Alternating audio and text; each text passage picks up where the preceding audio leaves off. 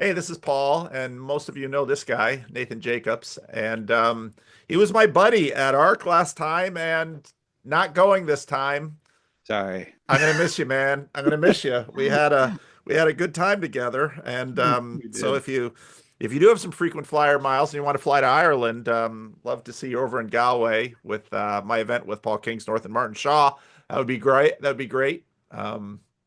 But I he, would love to. I would love to, Paul. I mean, hanging out with you was like the best part of that visit. I mean, to be honest with Ark, but yeah, I don't have the frequent flyer miles to just like send myself over to London at a whim and get away from work.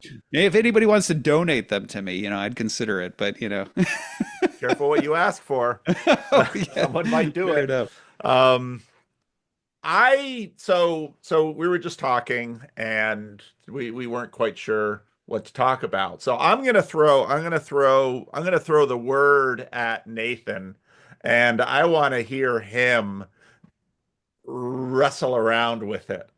Okay. So it's about a week and a half ago. I was, ruminating on everything and ruminating on um, and Nathan just said, Nathan and I sort of live in, they're sort of parallel, but they're sort of overlapping Hmm. worlds.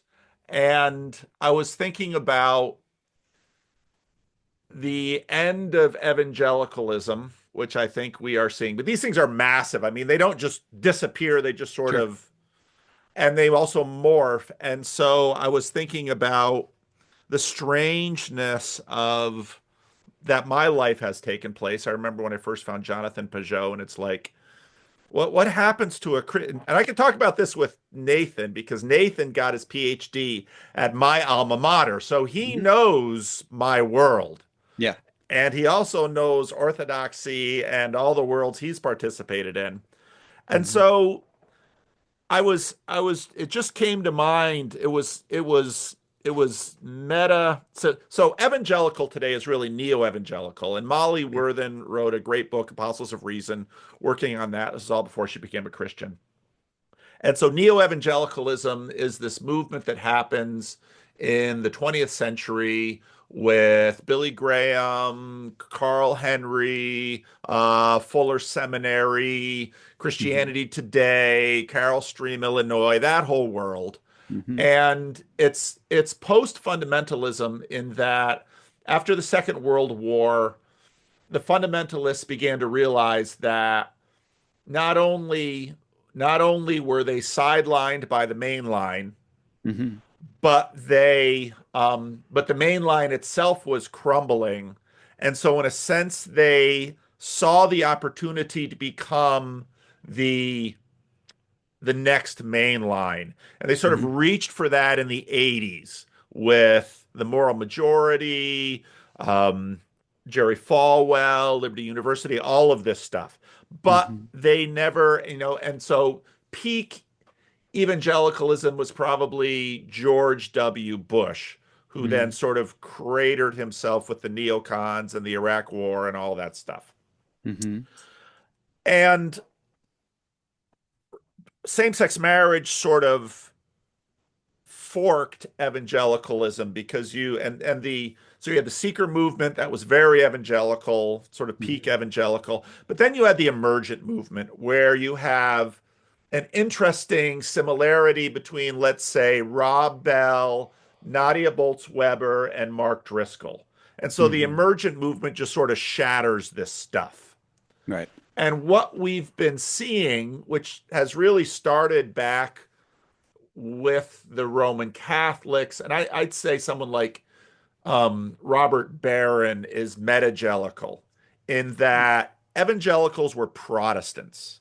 Right. And it was a way for them to sort of transcend the perpetual confessional bickering that the fundamentalists were sort of wed to.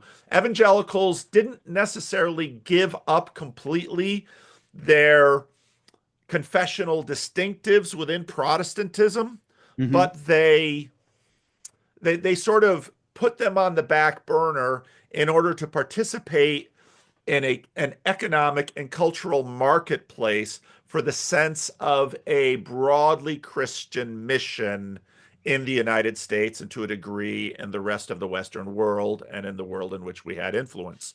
And what Hmm. I've been seeing with Peugeot, with the rise of orthodoxy in the West, with the kinds of conversations that I regularly have now with people in orthodoxy like yourself. I mean, it's super interesting that I'm going to be at a Dominican, see, I don't know all the Catholic words, a Dominican monastery in Ireland with Dominican, I think they're friars, not monks. I'm trying to get that together.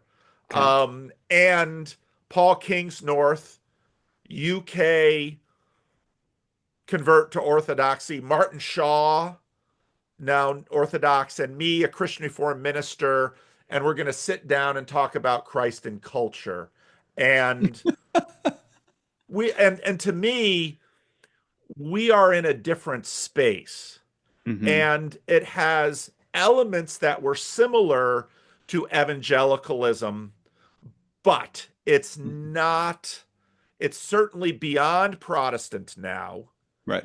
It does have the elements of both a cultural and commercial marketplace. I think what Jonathan Peugeot is doing with his fairy tales is very much this way. He's got, I mean, some of his illustrators are Reformed, some of them are Orthodox. We've got this new wave and interest in Orthodoxy.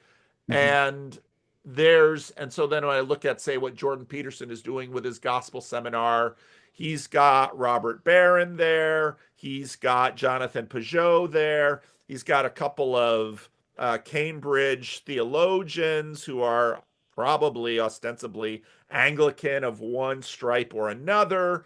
Hmm. He's got Dennis Prager there. So you got movement conservatism there from a Jewish perspective. They're on Daily Wire, which is sort of movement conservatism, but Daily Wire has Clavin, who converted to Anglicanism, and he's Right. got Knowles, who's Roman Catholic. So there's something happening now where the different traditions have created, similar to evangelicalism, Hmm. created a cultural marketplace, a marketplace of ideas, and an economic consumer marketplace Hmm. in which to operate. And I think this is, in fact, so if Ben-Hur and The Robe, these elements of Hollywood were sort of part of, Protestant Catholic Jew of Hmm. the post World War II era, and evangelicalism created the Jesus movie, Hmm. which Right. when I was a foreign missionary, missionaries were still huffing around backwoods areas with a generator and a movie projector and a sheet and showing this to isolated communities and having people come forward to Christ and starting a little church that would be who knows what. And then now, sort of the chosen, you can just sort Hmm. of see the development of that. And so you've got a Roman Catholic playing Jesus Hmm. in the chosen. And whereas I've talked about the chosen a little bit on my channel, you've got people who are sort of new in orthodoxy now and have really are excited about their embrace of orthodoxy. You've got Tradcaths who are watching this. You've got evangelicals who are watching this. And I think we are in a metagellical moment. I don't know all where it's going, but you said, well, you just did a thing on the Mary thing on Netflix on your I channel. did. And so I actually see you very deeply as metagellical in that Ah. you have your PhD you know, from a bunch of Reformed theologians. You break their heart by going to Orthodoxy, but their heart isn't really broken too badly, not in the same way that when Peter Kreeft left Calvin College and Hmm. went to Rome, Right. that was a different thing when Kreeft did it than Hmm. now when you did it. So, Right. what do you think about this? Wow, that's a whole big can of worms you just opened up, Paul. But I think it's a worthy one. So let me I'm not just talk. sold on the word, but I needed a word to put it Okay. out there. Okay, so this is your invention right here. Yeah, metagelical. You Well, heard it I've here been shopping first. it on my channel and Oh, you've been been doing it. been taking shots, and some people are running with it, but Okay, okay. Well, let me talk a little bit about my experience of the evangelical world and sort of evolutionary pattern I saw, because I came into that world as an outsider, right? My mother was Missouri Synod Lutheran, which I don't think I realized at the time how traditional that was. I mean, it wasn't just theologically conservative, but I was raised, we had to memorize Luther's small catechism, and we were being taught like Nicene and Chalcedonian formulations regarding Trinity and Christology, and we had to memorize we had to memorize these creeds and all this sort of stuff, right? Very, and it's a liturgical tradition, the one that I went to. I think most people today, if they had stepped into that, would have been like, oh, it's a Catholic church, right? Which would have been, of course, mortifying to them. How that's right. you can't come up with a greater slur than that for a traditional Lutheran. But nonetheless, like, I don't think I realized that that was not conventional American Protestant evangelicalism. And in some ways, I think that really is, when I look back on history, I find that much more European. And I'll tell you why I think that. When I was doing my PhD at Calvin, I took a class that was actually on American theology, right? Early American theology. And it was the sort of thing that, of all the classes I took, I was the least interested in this Can you tell me because who taught it? I'm gonna blank out his name. Is it? It'll come to me. It'll come to me. But Keep I going. want to. Yeah, I'm blanking on the name. But I remember it was the class I was least interested in taking because I'm an ancient medieval guy primarily, with then, how modernity is impacted by ancient and medieval. I mean, that's a lot of what I did with Immanuel Kant. It's what my upcoming Leibniz book is about, all that sort of stuff. So I was always interested in 16th, 17th century Protestant, Catholic scholasticism, but I was interested in it as an outgrowth of something else I was more interested in, which was ancient and medieval philosophy. And so going into American theology, I was less interested because I'm like, now we're distancing ourselves even further from all of the things that I'm most curious about. And so, hold on, I'm getting a pop-up. So forgive me, you might want to cut this out. I'm gonna, okay. So, and one of the things that became apparent to me, I spent a lot of time, I don't know how many people are familiar with the work of John Nevin, but I became very familiar with the work of John Nevin during that class because he was particularly interesting. He was the one person that was the most interesting to me in early American theology. So the Mercersburg School of Theology, that's basically, Schaff, as in like shaft, not shaft, like shaft, like, but Schaff as in like the NPNF series, if you look at that, right, edited by Schaff. Well, Schaff and Nevin were basically the Mercersburg School of Theology. And they were intriguing to me because they were some of the few people who were actually looking at patristic material. And Nevin was particularly interesting to me because he was looking at early Eastern patristic material. So I went and I dug up all of it. Most folks, if they've read Nevin, they've read like his book, The Anxious Bench, which is about like Calvin's view of the Eucharist, or they've read Antichrist, which incidentally is a scandalous book in early America because he's suggesting that the spirit of Antichrist is the spirit of sect and schism, which he's then saying is the spirit of Protestantism. So that didn't go over so well. But like those are the things if people have heard of him or read him, that's what they've heard and read. But I went and dug up all of his articles from the Mercersburg Review, which was the journal that they had where he published way, way, way, way more. And I realized, oh, he's been reading the Eastern Church Fathers. Like most of this is about deification. It's about the Cappadocians, about Athanasius. And so I resonated with him. And I also found him fascinating because he had clearly read all these sort of German idealists, and he was engaging in modern philosophy using Eastern patristic stuff. Now, anybody who's looked at my academic stuff would recognize, oh, no wonder you're intrigued by Nevin, because you do the same thing, Jacobs, right? Like you engage in modern philosophy and then sort of the trajectory of modern philosophy, but you engage it from this very classic ancient perspective where you're bringing old things into dialogue with it. And that's what Nevin was doing.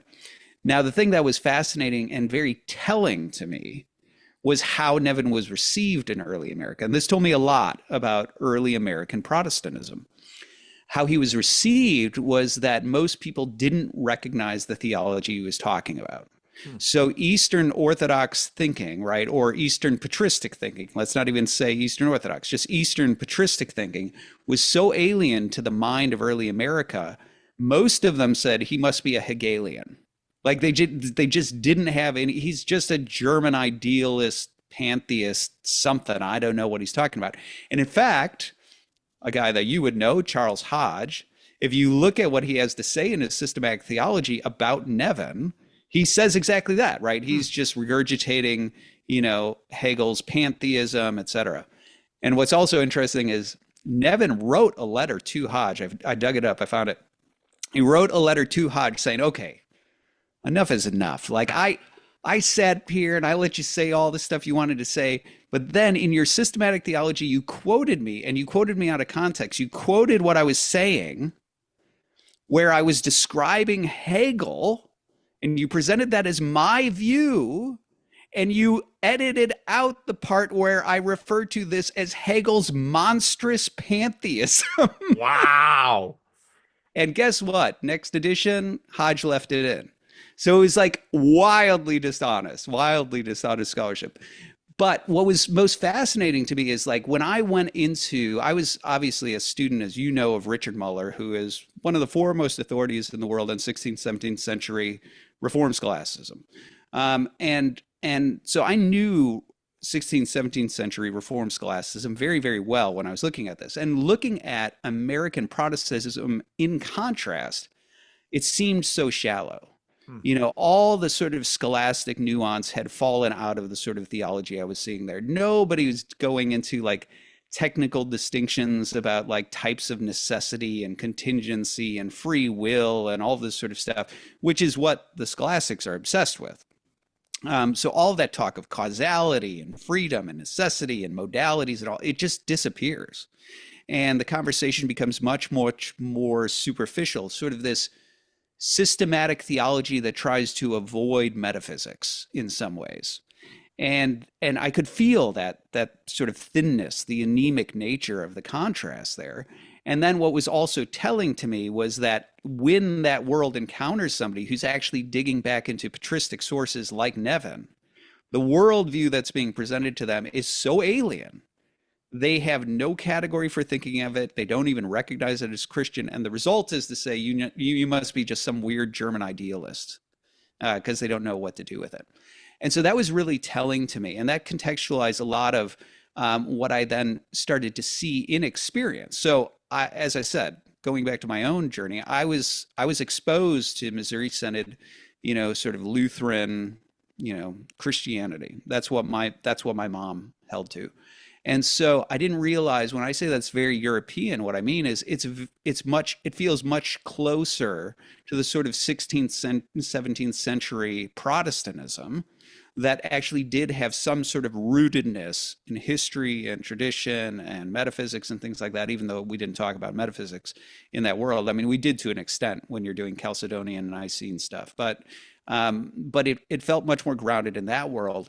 And then the first time I stepped foot on like an evangelical campus or in an evangelical church or something like that, and I started to encounter that world, I was like, wow, this is this is a totally different type of Protestantism.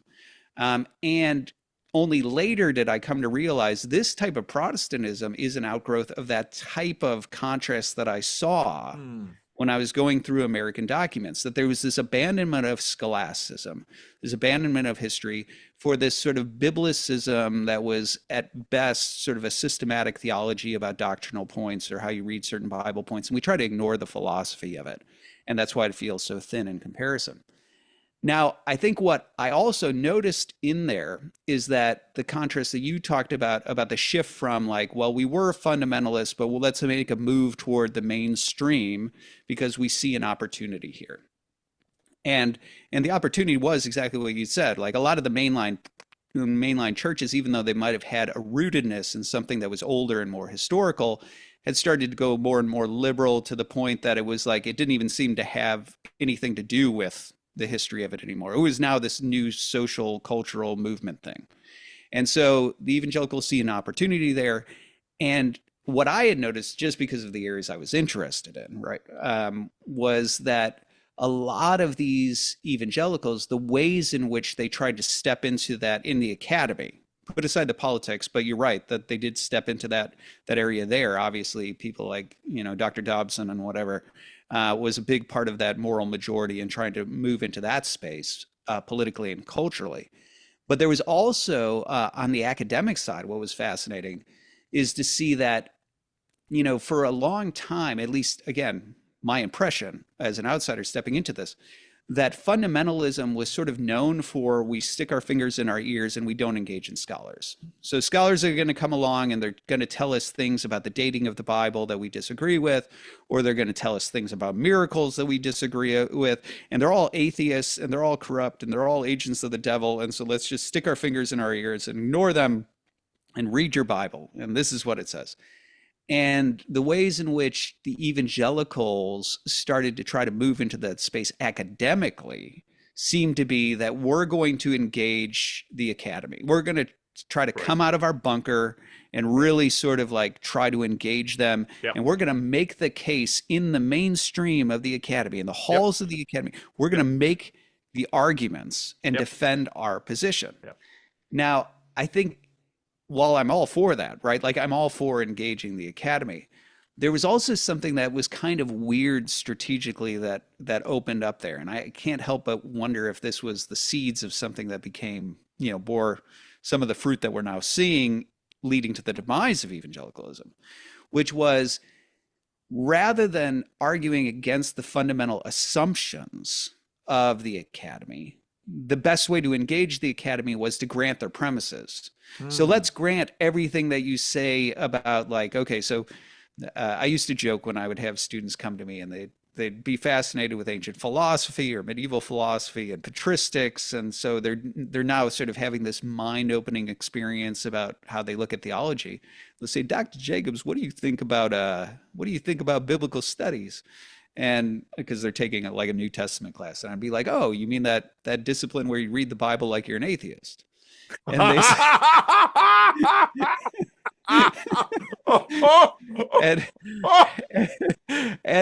and the reason is exactly that. When you look at the way biblical studies functions, it embraces a functional atheism. And it's more than just a functional atheism. It's not like it's saying, well, we're agnostic about whether there's God. We're agnostic about whether this could be inspired. It's actually like actively atheistic in the sense of we favor a certain type of narrative about the history of humanity and about the history of religion.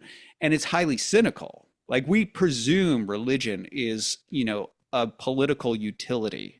And so therefore the most subversive and dishonest motives are the most likely motives of authors, right? We presume that humanity, it's always got this out of German idealism, actually.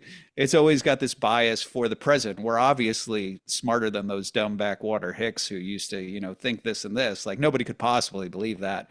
And so whichever interpretation makes them sound the dumbest, like that's preferable. Like they can't be too sophisticated because we know they're not sophisticated, right? They're not like us. They're not Germans, right? That's like, and so there's a lot of these sort of biases in biblical studies and that are not just functional atheism where we're going to try to put on the shelf the question of God. It's actively atheistic where you're being highly negative. And so in this way, what you would start to see, though, is you'd see evangelicals who, behind closed doors, between you and me, of course I believe in God, of course I believe it's inspired, of course, of course, of course. But now when I engage the atheists, I'm going to play on their terms. So I'm going to see if I can grant all of their cynical premises and yet somehow make the case that Paul is still the author of this, or somehow make the case that Paul really did believe that Jesus was divine, or whatever it is, right? And that seemed to be the game that the evangelicals played in order to try to win back intellectual integrity. And then obviously there was also this massive philosophy of religion movement, most of which started out of Calvin College. That's actually the reason I was drawn to Calvin in the first place, was all of these folks that I knew were sort of revitalizing Christian philosophy of religion. And they were doing it in very interesting ways, right? And so people like Alvin Plantinga and Nicholas Walterstorff and others who I'd eventually get to meet and know, a lot of those folks just, they started at Calvin and then, like Kraft as well, like you mentioned, that they eventually went elsewhere, Yale, Notre Dame, whatever, but like it all seemed to be bubbling out of those waters there.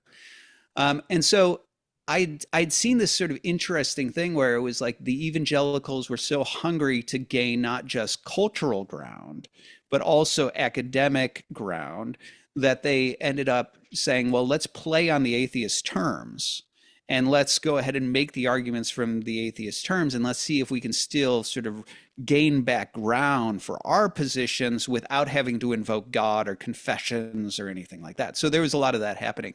And some of that was very even intentional in the sense that I didn't go to Biola. I was up for a job at Biola at one point, a couple of times, but I didn't go to Biola, but I know somebody who went there during the sort of like heyday of the Moreland and, William Lane Craig stuff.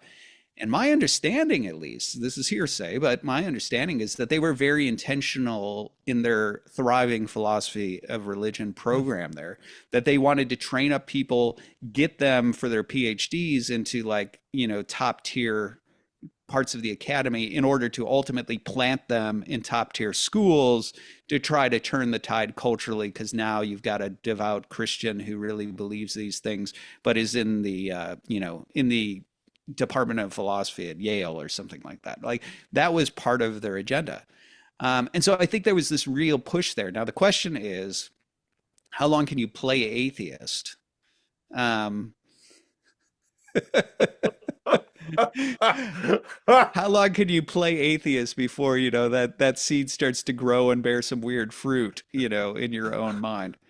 And so I do think that ironically, there was a lot of concessions made based on this approach, right? We're going to embrace the methodological atheism. We're going to embrace even the cynical methodological atheism. And we're going to try to argue for intellectual integrity. And few people, except in philosophy of religion, this is where I think Alvin Plantinga, for example, or Nicholas Walterstorff are exceptions, had the guts to just say like, well, I actually do believe in God. And I think a major part of your argument is not in fact an argument. It's a presupposition that God doesn't exist. And maybe we should start there. Yeah. And I think there was a certain courage that was lacking in that, right? It was an interesting tactic that was being used. But I think there are better ways to just go ahead and head on call out like the methodological assumptions and problems that are going on there. Now, of course, I also saw during this time, that was the thing that I first saw when I came into the evangelical world. I was like, okay, in retrospect, I realized I come from a much more European sort of traditional world. I've kind of stepped into this weird former fundamentalist world that I was never a part of. And I've seen the ways in which they're trying to sort of infiltrate the academy and gain intellectual, ground and integrity.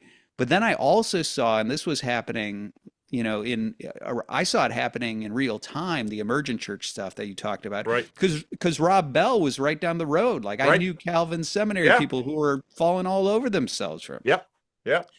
And I didn't get it again. Like I heard, oh, such amazing speakers and books, and I read the books and I was like, what is this? And I went and I heard the talks. I was like, that's what you're like falling over. I'm a philosopher. What can I say? I wanted substance. I didn't want flash and dash and show. But like, but I could see that there was this thing happening where they're like, let's try to up our music game. Let's try to up our videography game. Let's try to up our sort of like rhetorical game in terms of how we move people and things like that. And it seemed to me that that part of what I saw happening in the emergent movement was it was this a similar it was almost like a cultural version of what I had witnessed on the academic side, Hmm. where the idea was like part of how I show that I'm different, and this would later get made fun of, like uh it's where like I show that I've got tattoos, that was, now of course, like that's not like that's not really what it was about, but that was kind of what it was about, in the sense that so much of the emergent movement seemed to be about an ethos, right? An Yes. ethos that we are open-minded, Yes. right? We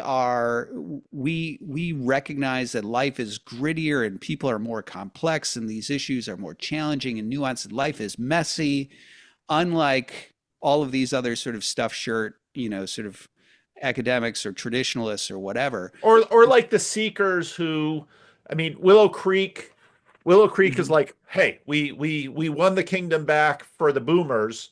Now we're Mhm. going to do it for the Xers. And so they had their Gen X service where they bring Yep, in this guy, and they're going to be gritty and they're going to be slightly depressed like all the Gen that's Xers, right. and it completely flops. It just Right. completely bombs. That's right. Yeah. Well, growing up in the Chicago area, I got to see that too. But but yeah, so I think you're right, though. But so this was a lot of what the emergent stuff was, though. It was more ethos. It was Right. more about It was a the vibe. interpersonal vibe, right? It was, yeah, it was a vibe movement. Now, I think the thing that was interesting, though, was that started to attract a lot of people who, I think this is where, forgive me for anybody who just going Say to it. say it. Say it. It became even more shallow than what evangelical American, Protestantism was before that. So if what you see happening is that you have this sort of like ancient and medieval stuff, which then is received and engaged in early Protestantism. Early Protestantism is scholastic. Like people who have only read Luther and Calvin don't know that, but at some point the Lutherans had to get their bleep together and like actually be able to engage in scholastic conversation because they were going to go up against Roman Catholic apologists. And so like if you really look at 16th, 17th century Protestantism, Lutheranism, Reform thought, it's highly scholastic. It's as sophisticated metaphysically, philosophically, all of that as any of the medieval stuff. Like that's the level on which it's engaged. And so when you jump over to American, all of a sudden, like we don't need any of that, and now it's just sort of this biblicism without philosophy that gets immediately more shallow. Well, like I said, that's the sort of thing that I had seen in the academy, side of things when I encountered evangelicals who were trying to sort of push the academic envelope. None of them were going back to philosophy. They were just sort of trying to do their systematic biblicism in a way that maybe could retain some intellectual integrity. But now what you have is like things get even thinner when it's like now it's about a vibe, and we don't even have that level of sophistication, right? So the sophistication has diminished even further. And I think what happens is what you're getting a thinner and thinner tether, if any tether is left, to tradition. And so what happens is over time, the doctrines and the beliefs of evangelicalism become just sort of very, very vague, thin, back napkin sort of versions of their original self. So you'd sit here and go like, okay, so the Reformation, apparently the Reformation and Protestantism is a really big deal because you're still not back to the Catholic Church. So like clearly like this whole like faith works thing was like a big deal because it's still a thing, right? But if you ask, if you look at the scholastic versions of that, you're dealing in orders of loves and merits and demerits and transference of merits and all. It's a very sort of medieval discussion. When you ask like the man on the street version, by the time you're to the emergent movement, like, so what's the difference between Catholics and Protestants? And the answer is like, well, Catholics think you can earn God's favor and like Protestants don't. And that's like laughably superficial. Like it's absurdly superficial. And so I think what started to happen is you had these sort of these just almost bullet point like super thin superficial pictures of what theology was. And the problem is that that becomes wildly vulnerable because once what starts to happen, and this is the thing that, you know, this is honestly how you and I first met, Paul, right? You heard a talk that I gave on the nuns, right? The Yep. religiously Yep. unaffiliated folks. And one of the things that is really evident when you talk with them is that at some point when they start asking the questions, right? They start asking the questions about why should I believe in God, or why is that right and that wrong, or why should I toe this line on things? And you've gotten rid of all of that depth. There's nothing left, right? You know, and so like when you had a highly biblically literate sort of boomer generation that was at least committed to like, because the Bible is the word of God and it says so, there was something to grab hold of. But then in the emergent movement, you're getting, and I watched that in real time too, because I was a professor that occasionally, you know, some of the schools I taught at were, you know, Protestant schools. And so I'd watch biblical literacy diminish in real time, where it's like I could set up a question and say, like, so what does Paul say about this? Right. And when I first started teaching, I could do that setup and somebody would probably know the answer. By year three, I'm realizing I can't rely on somebody knowing the answer because, you know, Wow. I'm just watching it plummet year to year, the Huh. level of biblical literacy. And so I think the problem is like it used to be that like in the old European form, you had the biblicism, you knew the Bible, but you also had this philosophical underpinning. There was a whole fully orbed, deep worldview. By the time you get to American fundamentalism, it's a pure biblicism. Well, because the Bible is the word of God, and there it is. And don't talk to the atheists about why they don't think it's the word of God or anything like that, and you get into your bunker. And then when you start to getting this vibe sort of thing where you have a biblicism, but it's a biblicism with people who are biblically ignorant. Now the sort of hold of that anchor that's left, it doesn't really hold. And so I think that's the progression that I see, right? You know, and again, this is me speaking as somebody who's on the outside. I've never identified as an evangelical, right? Like I've spent a lot of time in these different orbits, um, but you know, that's sort of that's the evolution that I seem to, as sitting there as an outsider who's watching it happen in real time. That's what I saw. You know, the reform world is slightly different, obviously, because that's a version, at least what I saw, and you would be much more equipped to speak to this than I would.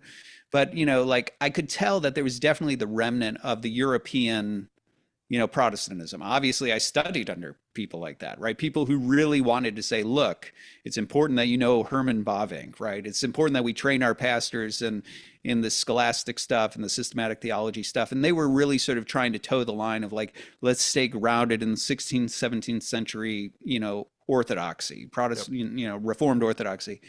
But you also saw the burgeoning, you know, folks taken in by the emergent stuff. You saw the sort of mainline, sort of more liberal trajectory that's like, well, maybe we should just evolve. And so that was sort of a different sort of thing entirely, it looked to me, because it wasn't that fundamentalist thing that had undergone an evolution. It was more of watching in real time the European American, you know, sort of remnant going through that evolution. So those are some of my initial thoughts. Now I'm happy to talk about how I think that sets the table for what's going on right now. But you know, what do you think of my assessment? Would you agree? Would you disagree? Yes, What do you think? it sounds very accurate to me. And I loved what you did with the emergent movement because it's funny because you would think Rob Bell, you know, tried to play his hand with Oprah, didn't really succeed, didn't take like I'm sure everyone hoped it would take. Nadia Bolz-Weber becomes the Evangelical Lutheran Church in America gave her a title. Mm-hmm. I don't remember what that title was. It was Right. it was basically she's our preeminent missionary, Right. We as a denomination want to put Nadia Bolz-Weber up and say, this is exactly how we are going to, this is what evangelism means in America, is Nadia Bolz-Weber. And she's, of course, probably the most well-known, famous, read Lutheran minister in Hmm. their denomination. And she's got tattoos, and, she got the little thing from Gloria Steinem that was everyone melted down their purity rings. And remember that? I don't remember that, but Oh, search it. She and Gloria Steinem, everybody melted down their purity rings from their evangelical fundamentalist church, and they oh, made a vulva, and that was the trope. I mean, you cannot make this up. no, You you can't Google make it. that up. It is there. And so you've got, so if you, and then you've got Mark Driscoll, Uh-huh. and both Mark Driscoll and Rob Bell name Uh-huh. their churches Mars Hill, Right. and they start fundamentally the same time. So you've got these three, and they are sort of the figureheads of the emergent movement in many ways. And you would Right. think, what do Mark Driscoll and Nadia Bolz-Weber have in common? They have in common the same thing that both sides of a coin have in common. They Right. are two sides of the same coin. So you have the cussing pastor who was Hmm. instrumental in the young, restless, and reformed movement, but really the lights of that movement, Tim Keller, John Piper, they always looked at him like, not really one of us. Right. And so now he's in Arizona doing whatever the heck he's doing. Hmm. So, and now we're at this moment now where some of the things that strike me about the Hmm. moment, about sort of this metagelical, this is a little box I put on my theoretical workbench, and I put Uh-huh. things in and I see if they fit or they don't fit, and then I have others play and they sort of put things in and out. Is it or isn't it? Because we're just trying to discern what's happening. Hmm. And so definitely, so now I'm in conversation with all kinds of people who are or want to or say they are either, sort of Tradcath or Orthodox. And, I look at Word on Fire and it's like, isn't that a parachurch? Isn't Word on Fire really a parachurch? They're not an order. Hmm. They're not ecclesiastical in that sense. Now they're connected. They've got a bishop, and he's a real bishop, and he deserves to Hmm. be a bishop. I mean, Robert Barron is a serious man. Hmm. But Word on Fire, they're parachurch. Hmm. And um, it's interesting looking at the Orthodox, who represents orthodoxy to the young YouTubing um, Americans who are coming into the Orthodox Church. Hmm. Jonathan Peugeot, it's you, it's Jay Dyer. Yeah, you've got a couple of clergy there, but so I picked up, shouldn't have put it in the bench. Um, I picked up, come on, where did I put it? Um,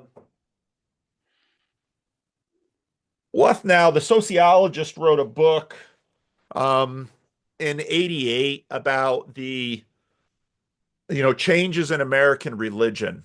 Hmm. And so he contrasted, like, in 1946, you had 90,000 participants, brass bands, floats in Brooklyn, New York, part of the Sunday School Association. I mean, and this was massive. And you would have at that point too, you would have old immigrant communities, you'd have Roman Catholic processions in certain parts of the country.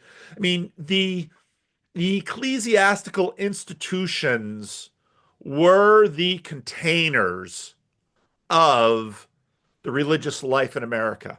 Part of what Hmm. happens then as you get then into the 50s, and then especially when you get into the Jesus movement and the counterculture and all of this in America, evangelicalism sort of emerges with the parachurch.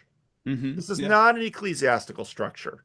Some Hmm. people might have theological degrees, but again, in the Protestant world, your theological degree and your ecclesiastical status live in two different universes because your theological degree is within modernity and your ecclesiastical status, well, what is that really?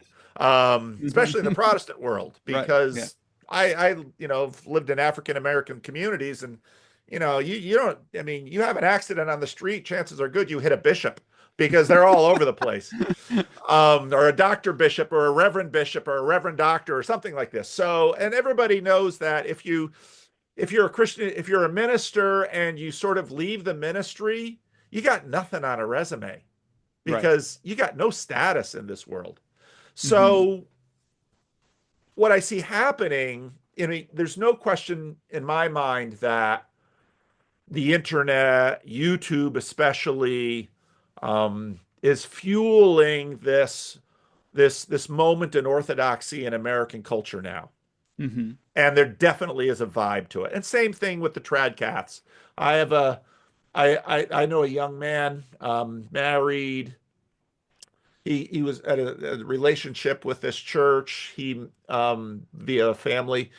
He went to an evangelical school, was sort of progressive evangelical, emergent for a while, Hmm. married a girl who grew up reformed, but she was teaching in a Roman Catholic school in the Bay Area, and just absolutely horrified at what goes on in a Roman Catholic school in the San Francisco Bay Area in terms of the Catholicism that is actually or not actually there. She's just, Uh-huh. shocked at that. And they went to my church for a while, but he had a friend who went to seminary and he was trying to get something going in Sacramento. So we went to his church and I married them. They've got some kids. And then he called me about 6, 8 months ago. He said, "Oh, Pastor, let's get together. Let's catch up." And we get together. And I was just sort of waiting. Where are they worshiping now? Uh-huh. Traditional Latin Mass. You Of know, course. Yeah. traditional Latin Mass just sort of, going great guns. And everybody is just thrilled at we're running a traditional Catholic mass where we're standing up to the man who is probably an archbishop, and all of our services are full, and the priests are young, and we're full of children. And then I go to this Orthodox church in Riverside, California, sort of a tail end of one of our conferences, and Hmm. same vibe. Hmm. And now, and I've not been complaining about this. For me, I'm a pragmatic American. It's like you go into an Orthodox church, amen. I hope you have a good priest. I hope you confess your sins. I hope you go to mass all the time. You know, I, and you go, and so my buddy goes to Tradcath service. I'm like, praise God. You just keep going to that Tradcath service, and God is Hmm. God is clearly working in your life, and He's clearly working through the Latin Mass. I don't know how, because I know none of you know any Latin at all. But hey, I'm Yeah. I'm not going to fight you, my friend. Yeah. So in And that it sense, violates canon law of Nicaea, but anyway. but anyway, so we're in this moment now where I mean, part of what happens, if you read Mark Knoll's thesis on Americanization, what happens to the church in America is Hmm. that, you know, for a while in the colonies, the institutions came over with America, you know, as amusing ourselves to death. The Hmm. Massachusetts is the most literate place in the world in the colonial period, in the early American period. I mean, and Hmm. tremendously educated people. Sure. But everybody's just itching to, part of the reason to kick out the British is we're really itching to get over the Appalachians and get our hands on some of that sweet territory that there's no way the Indians are going to defend from us. And we Hmm. are just going to keep moving west until we hit that next ocean. And, Mark Knoll basically says, you want to know why American religion is the way it is? It's because you can't carry books across the frontier. And you kind of want to have a church. Well, you've got all of these pieces of who knows where, but you're in this little village and you only can put up one building. It's going to be a church and a school. And well, you need a Bible to learn to read English with, so let's use the Bible, the book. Mhm. And Mhm. so then you have American religion. So, all of this stuff has history. And so now it's just very interesting that I listen to I listen to someone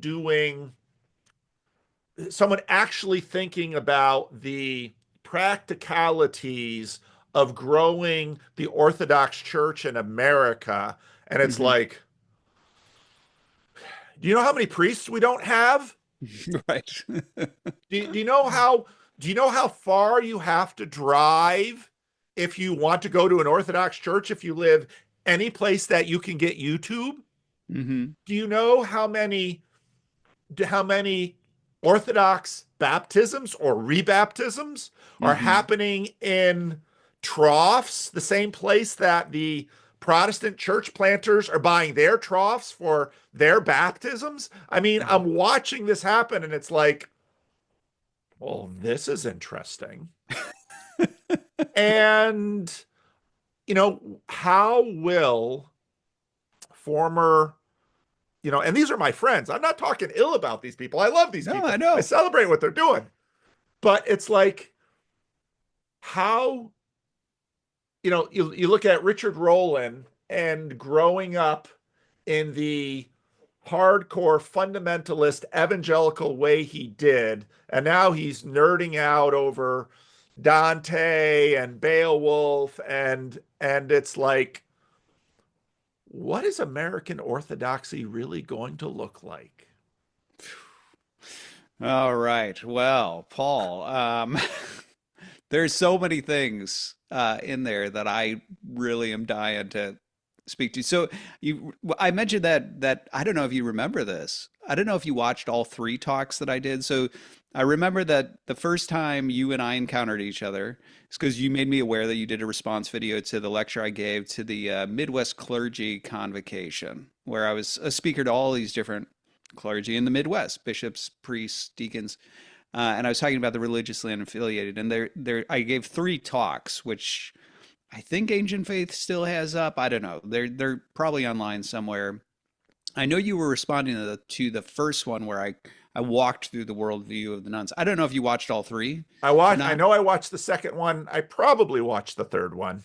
Well, in the third one, I talked about this very problem, Mm. because I talked to them about this whole question of, it's one thing for me to talk about orthodoxy, and it's one thing for me to talk about like what they will like the beauty of the Orthodox Church and Orthodox theology and all this sort of stuff. But I was like, on a practical level, I was raising this question of like, can they find it, right? If they do find a parish, what do they find? Do they find a thriving parish? Do they, and and I was really sort of kicking that over to the clergy themselves, saying like, this is the problem you guys really need to look at seriously, because if I'm right, and I think I have been shown to be right on this, I was like, there's going to be a massive wave of people moving in your direction, and I don't know that you guys are prepared for it. And that prediction had to do with the fact that of what we're seeing now. Right. So when I on my YouTube channel, I did two talks on the nuns. One of them is very much like the same sort of stuff you would get from the Midwest Clergy Convocation, where I'm just talking about contours of belief. The second one I talked about the evolution of a nun and how they sort of evolve over time, and I talked about something that I had predicted back then, in the 2016, which was that I was like, if you look at the way a nun, a religiously unaffiliated person, evolves, you'll see that it starts with sort of switching because they're in some sort of crisis regarding their own experience. That's a prelude to dissociation, right? And so then if they can't find something that really sort of grounds them and feels like it fits what they're looking for, they'll pull out of it, right? And this could be that they become nuns, they really abandon belief altogether. It could be they're duns and they're like, yeah, I'm still a Christian, but I don't go to church. But they're gonna pull out of it at some point. And one of the things that's interesting, and this is what, somebody like Clay Rutledge had talked about, Yep. was the idea that there's sort of this movement from organized religion to disorganized religion, like Right. occultism, right? Paranormal stuff. And that's because most of the nuns still believe in spirits and spirituality. They're not atheists, right? This isn't a bunch of new atheists are winning sort of stuff.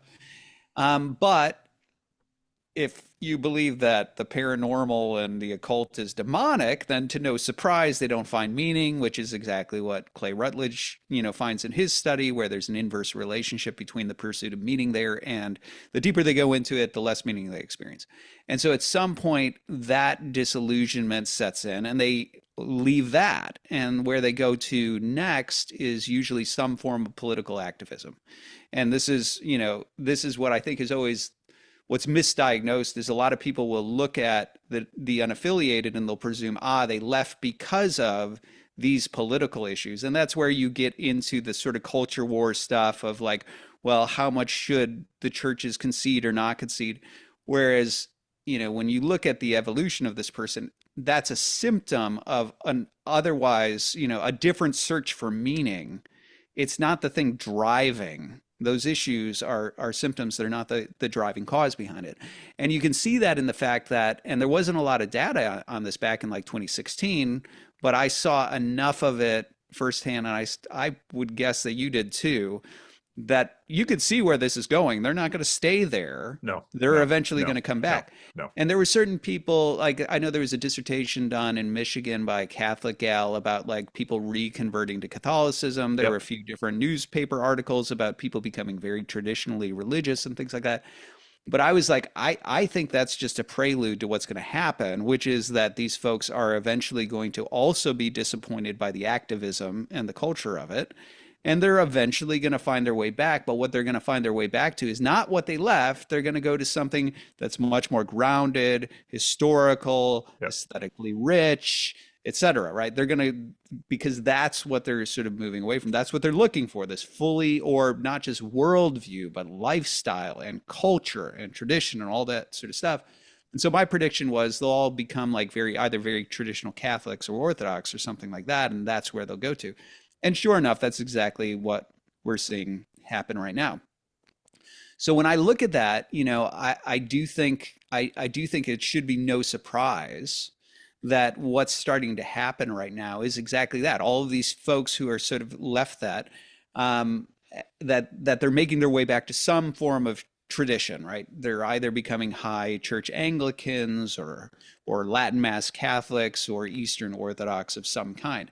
And I think part of that is tied in with the very sort of things that we talked about before. They're looking for something that actually demands certain things in terms of lifestyle, right? That it gives them a way of living. And just telling them that they should, like evangelicalism doesn't seem like a way of life, partially because of its worry about works righteousness. So there's not an emphasis on fasting. There's not a liturgical calendar. I think it does have a culture, right? It had one, but in many ways it lost it. And I've seen that in the Christian Reformed Church. Right. So I remember, growing up watching my mom, there was a ritual to it, right? You got up early in the morning and you read your Bible, and maybe there was even like a this daily bread or something like that where there's a devotional and you say your prayers. You're probably in a Bible study, like there were these elements. Maybe you're being trained to go out, evangelism explosion, right? Go out there and you have you go on mission trip. There was a culture to it. But I do think when I talk about the ways in which you moved to the emergent stuff and it became more authentic and more messy, there was a sense in which it embraced this sort of like undisciplined, like whatever the whim of the person may be. And so soon it just became the culture of hanging out with other people who are trying to figure it out and going to church on Sunday and so on. And so it became more and more superficial. Like the boomers had a certain culture to it, especially the more traditional, Protestants. But over time that eroded. And then what you ended up getting is you got this thinner and thinner and thinner thing. And also, this is sort of one of the funny things about fundamentalism was when evangelicalism was trying to shun its fundamentalism, a big part of that's how you start to get a lot of the faith-based movies and music, because it was like, well, we don't want to tell people, we used to tell people that heavy metal was bad, but like, we don't want to want to tell them that, like, because some of them like it. So maybe let's just come up with Christian heavy metal, right? We want, and it became this, it became this thing, right? Where it's like, well, we'll just give you the video games aren't bad. Here's a Christian video game. Like it was this effort to like come up with the repackaged Christian label slapping that provided them a way to live like the world. But the result was at some point, people were like, well, if heavy metal isn't bad, why am I listening to the Christian heavy metal, which isn't as good as the real heavy metal, and I'll just listen to the real. And so over time, ironically, again, these are the things that start to backfire, because what had happened was you ended up having more and more people who are like, well, I'm just living like everybody else, and I go to church on Sunday. And so like the erosion of that culture and that lifestyle and things like that, they didn't have it. And also then with the erosion, I'd already talked about the sort of abandonment of some of the older, richer scholastic theology, and then it got into systematics, and then it got thinner and less systematic and so on. And so if you're looking for things like, I want some sort of groundedness in tradition, I want some sort of depth of worldview, I want some sort of depth of philosophy, I want these anchors, I want a lifestyle, I want all these sort of things, it becomes very difficult for a lot of folks to turn back to Protestantism, because they feel like, I didn't find that there. And even if you're one of those folks who is like, well, but I really like the 16th, 17th century scholasticism. Well, okay, what Reformed church are you going to go into that really is, like, this is the enfleshment of 16th, 17th century Reformed scholasticism? So you become this person who's hanging on to this, like, one moment in time that no longer seems to be lived anywhere. And so I think that's one of the reasons why when the people start to move back and they're searching for these sorts of things, they either find it in a form of Catholicism, and I think it's telling that it's always Latin Mass, because it's like, it is almost like let's go back to the 16th, 17th century. It's like, let's go pre-Vatican II. Yeah, there's still enough of us that the pre-Vatican II Catholic Church still exists. It's us, right? Like, it's that, or it goes Anglican, or it goes, sort of Eastern Orthodox. Anglicanism has its own sort of challenges, because you've got the Anglicans who are trying to remain Anglican and differentiate themselves from the Episcopalians and all that sort of stuff. So you have like ACNA and EMEA. I remember all the Anglicans trying to find refuge under like African bishops or something like that, so that they could still live, an older form of Anglicanism. Anyway, so you have that sort of retreat, and I think that's one of the things, obviously, that's driving, so much of the move toward orthodoxy, is that impulse that says, I want something that's grounded, that's deep, that's rich, that has tradition, that gives me a lifestyle, that tells me what to believe, how to live, has a culture to it, et cetera, et cetera, et cetera. Now, to your question, though, about like, what does American orthodoxy start to look like? You're right that, first of all, in terms of scaling orthodoxy, it's really hard, because you need a priest, and where are you going to get priests? And like, and candidly, the problem is orthodoxy, and I think wisely so, is resistant to like shotgun ordinations of people, because I mean, if you look at it, we in the Orthodox Church, and we want you to be resistant to that, okay? Right, like, let's keep it that way. I'm not please, advocating not, changing that. Right, you're a priest, and you're a priest, and you're a priest. Let's avoid that, shall we? We got lots of that in America. Yeah, let's not do that. But I mean, if you look at just the reception into the Orthodox Church, I mean, the wisdom of the early church, you see, I think it's in Cyril of Jerusalem, where he talks about that the time they would make sure that people were catechumen, right? This sort of engagement with the church before baptism.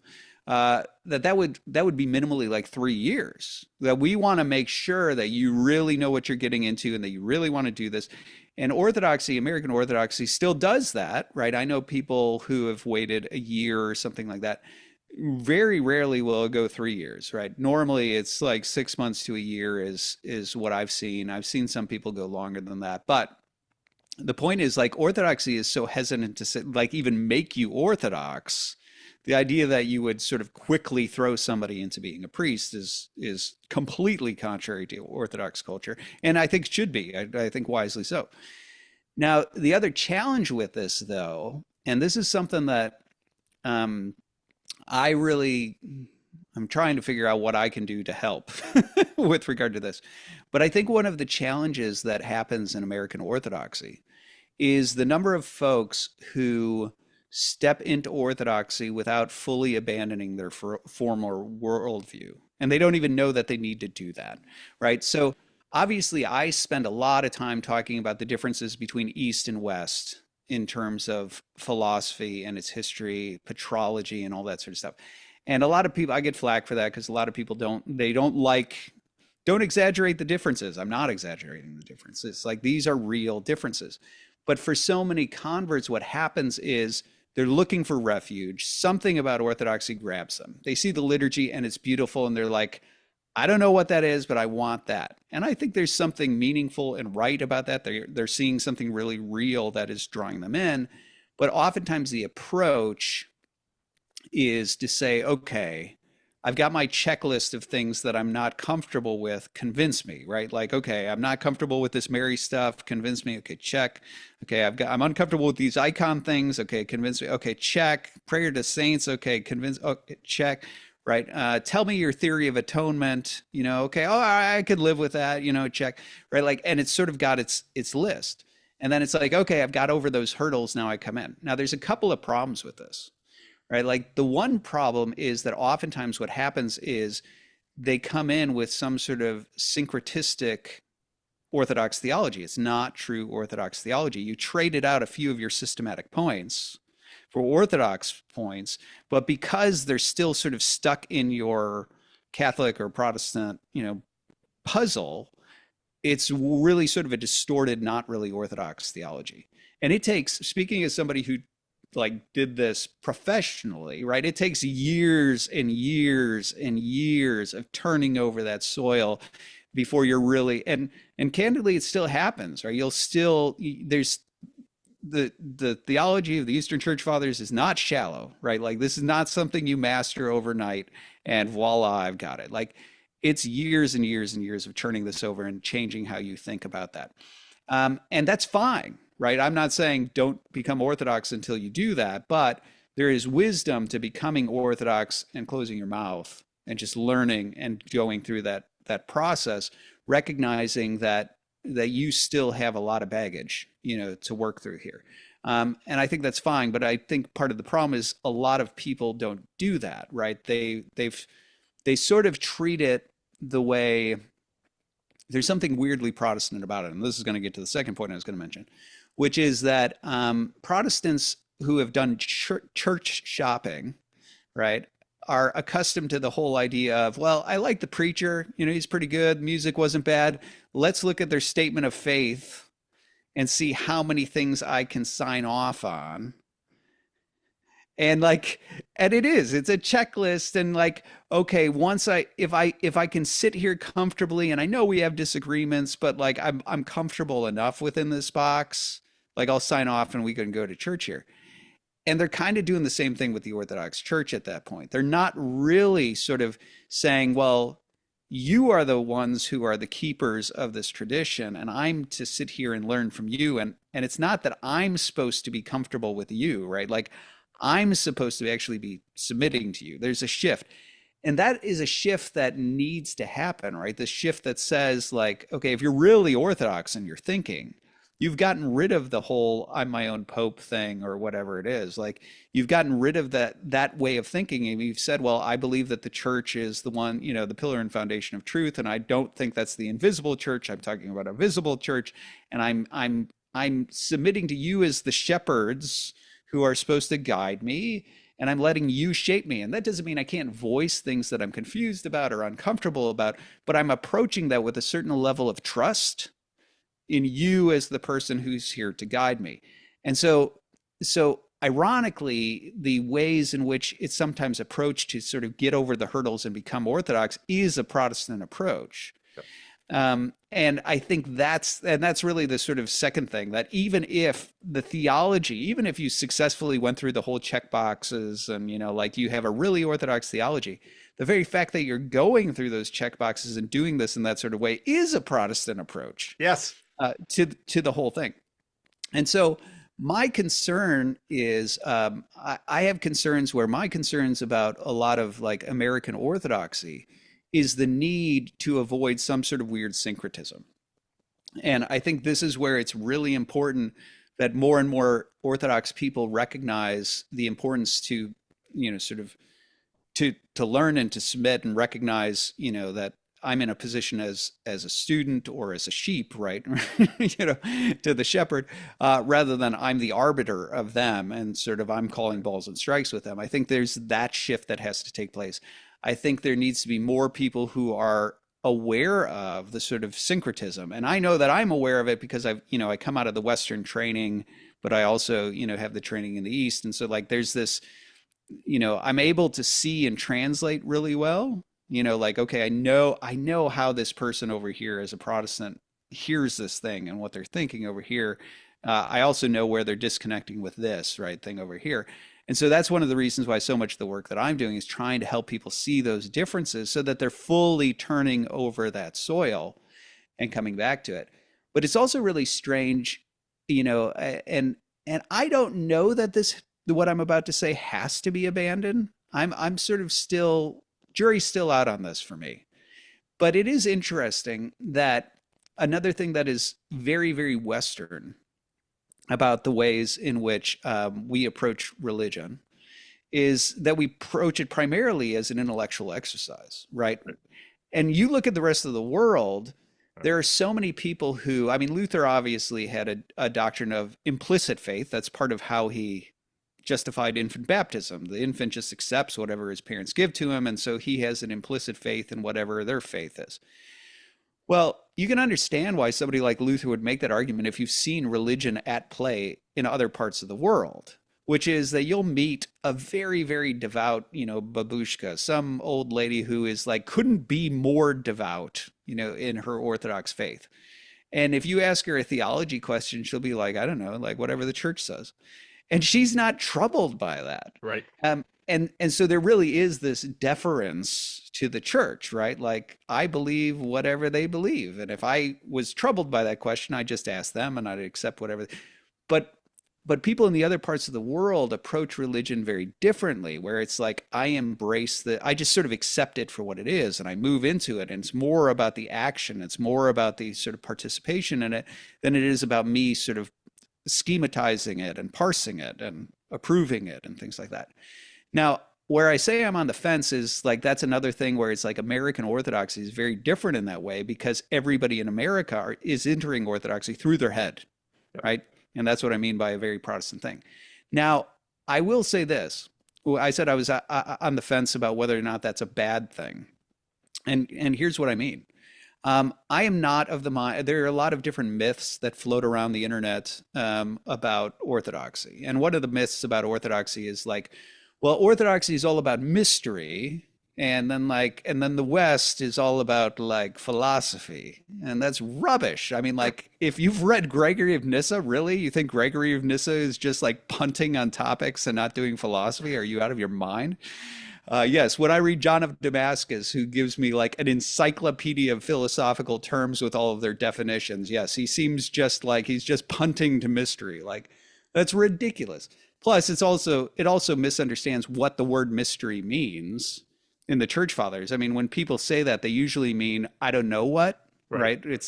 But in the church fathers, mystery, like it has to do with orientation into, like the term emerges because from mysterion, right? Like to shut, from mystery cults, and then mystikos, which is the mysterious one, who is the one who's been oriented into mystery cults, and then you get like the mystery of that's talked about in the New Testament and then in the church fathers, which had everything to do with somebody who has been oriented through baptism and chrismation and can now see and understand the patterns of the Old Testament and things like that.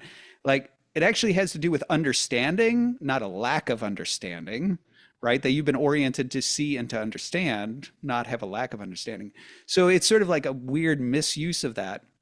But it also then it also pits in a weird way, like reason against reality, which the church fathers don't do, right? So there's this sort of weird like push in that, as if I always get the impression whoever's saying this really didn't like their philosophy class, did they? Like that was this is like because it seems like they just don't like to engage in metaphysics or analytic philosophy or anything like that. So it's like this it's always funny. It's like orthodoxy is anti-scholasticism, as if scholasticism is just a method of talking about a thing. It's like there is no substance to. It's just a way of asking a question. Are angels made of matter? Well, it seems they are.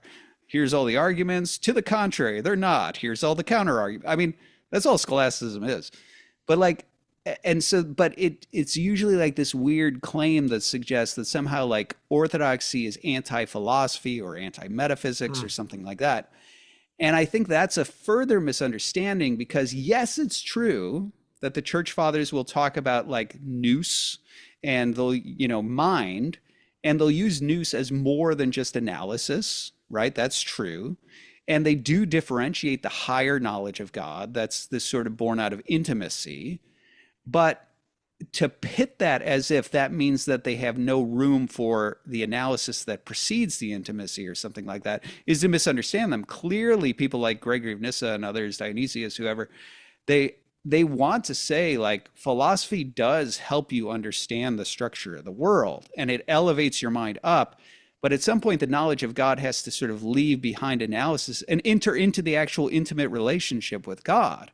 And so what they're suggesting when you read the church fathers is even the Eastern church fathers, they're not saying like philosophy is a bad thing. It doesn't have a place, right? What they're saying is that Aristotle's knowledge of God is a lower form of knowledge that is different and lesser than the sort of knowledge we're talking about, which is much more intimate, right? And so it's interesting. I remember, I think it's Basil of Caesarea. Yes, it's Basil. Basil of Caesarea, when he's talking about like Paul and he talks about like the wisdom of the world and things like that. I know that so often in the sort of anti-philosophy Protestant world, like the wisdom of the world means falsehoods, right? Like it means that stuff that people say that isn't true, right? And we have the true stuff, right? The true wisdom of God. And that's not how Basil reads the term. He understands the wisdom of the world to be true philosophical insights about the structures of reality that discern the fact that the world is not chaotic and random, but is actually ordered by a mind, namely God. But he differentiates that from the wisdom that gave rise to that wisdom, which is Christ, right? And so he's not saying that it's false stuff, right? He's saying that's true, but it's just less than the sort of knowledge that the Christian is called to. You're called to have an intimate connection with, right? It's sort of like the way the Hebrew talk of knowledge, like there's knowledge in the sort of intimacy sense of knowing a person versus knowing about, right? And that's really what the church fathers do. And so the reason I bring that up is to say that when I look at that sort of stuff, I say, well, Eastern Orthodoxy, Eastern Church Fathers definitely have a place for analysis and for philosophy. And we have plenty of church fathers who I'm big fans of, right, who do that sort of thing, who engage in philosophy. So I don't want to say that has no place in Orthodoxy. So the idea that you would have a whole crop of converts who think that that's valuable, I think could be a good thing if, and here's the big if they also recognize that that is a lesser form of religion. All right, because sometimes in the West, religion can be reduced to just a battle of worldviews. And now it's just an intellectual exercise. And it never moves into that higher form of like knowledge of God and intimacy and true mysticism, right? In the sense of like participating in these realities and things like that. So the way I look at that is I go, the one danger with that, where I say I'm on the fence, is that I think it could be a good thing if it means a revitalization of, very sort of patristic-like care for philosophical engagement, while also recognizing that the true purpose of this religion is to know Christ and participate in Christ and partake of Christ. The danger of it, where it could become a bad thing, is if it just becomes a Western intellectual exercise. And now you've just got a different form of Protestant systematic theology going to war with other theologies and things like that. And that would be a bad thing. So I mean, there's a lot of, the jury's still out on a lot of this stuff, Paul, because we're pretty early in this like new wave of things that's happening.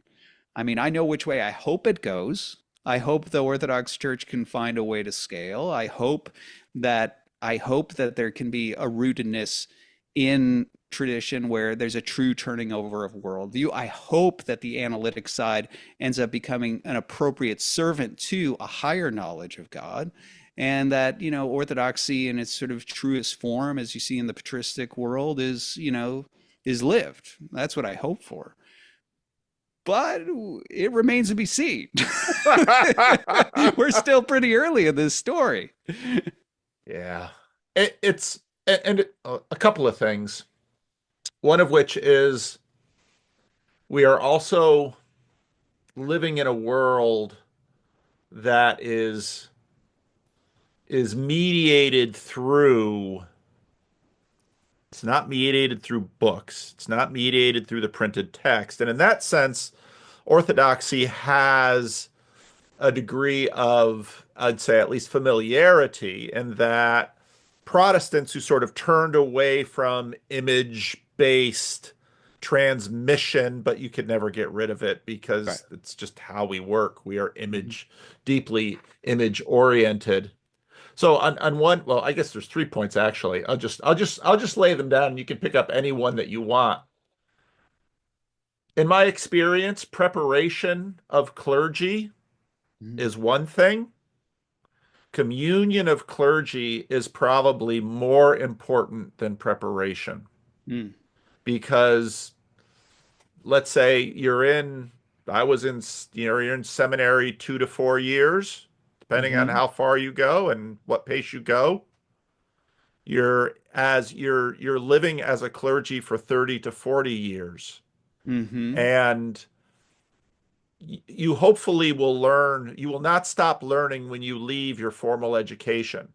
And Right. that requires a community around you that hopefully integrates um, all of the different all of the different levels of what in a real life you have to deal with.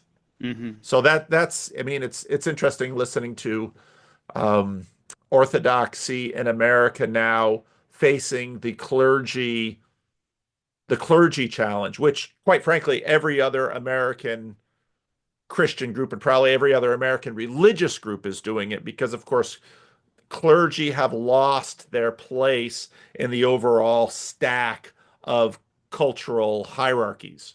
Mhm. So that's one issue. A second issue, globalization.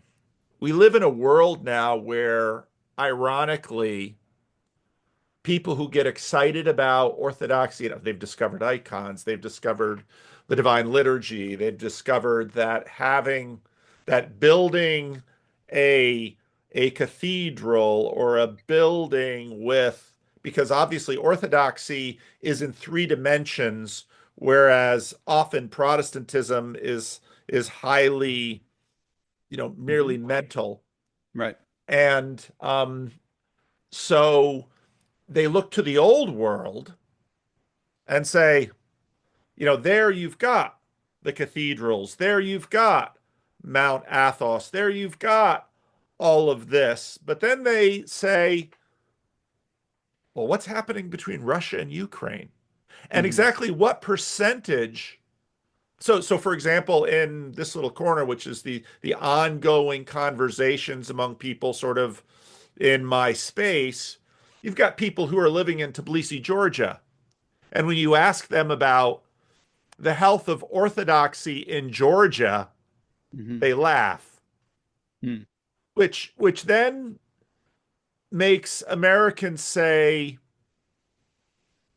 wait a minute, if we're just sort of out here on the frontier of orthodoxy trying to get it right,